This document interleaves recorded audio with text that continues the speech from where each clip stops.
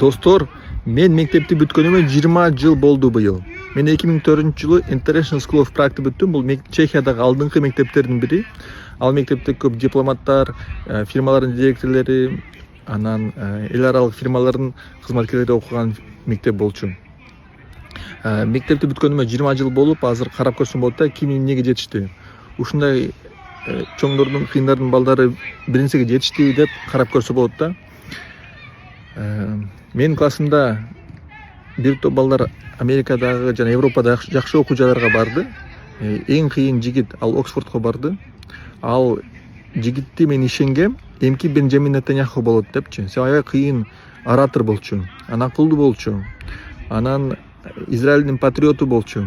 Аны ишенгем, ошо кыйын бир адам болот депчи. Бирок азыр карап көрсөм, ал бир гана бир илимий профессор да. Толук профессор эмес, даже илимий мындай визитинг профессор болуп иштеп жүрөт. Менин классымда эң жаш кыз, ал болсо Гарвардка өткөн.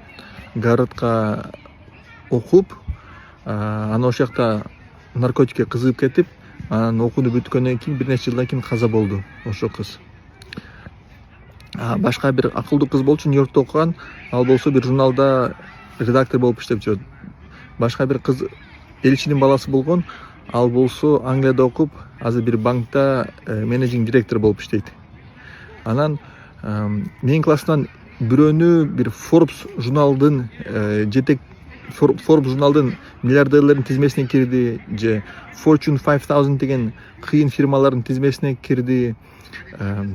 Дүйнөдө атактуу бир нерсе кылды, министр болду, бир атактуу саясатчы болду деп эч кимди айта албайм. Бул аябай таң калыштуу мен үчүн. Себеби көп балдардын аябай чоң мүмкүнчүлүктөрү болгондо, ата энесинен финансы колдоо, же саясий колдоо колунда бар да болгон, бирок чоң нерсе жетишкен жок. Ошол эле маалда Кыргызстанда түрк лицейде окуган балдар, алардын каражаттары аз болгону менен алар көп чоң нерселерге жетишти.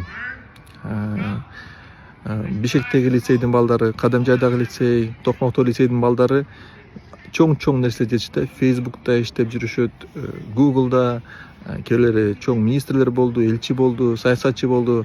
Ошол үчүн мен бир жагынан ойлойм, эгер мен Чехиядагы мектепти бүтпөй түрк лицейде окусам, балким көбүрөөк нерсе жетишмекмин депчи.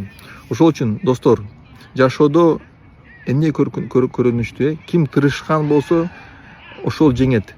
Кимдин ата энеси бай, ким бай үй бүлөдөн чыкса эмес, кимдин чоң саясий колдоосу болгон эмес, ким тырышкан болсо ошол жеңет.